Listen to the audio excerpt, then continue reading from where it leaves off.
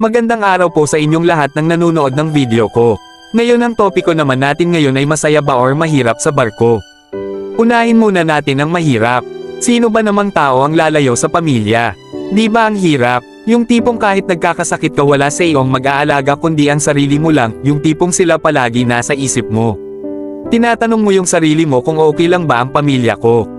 Masaya ba sila? Hindi ba sila naghirap? Sapat ba ang pinapadala na pera sa kanila?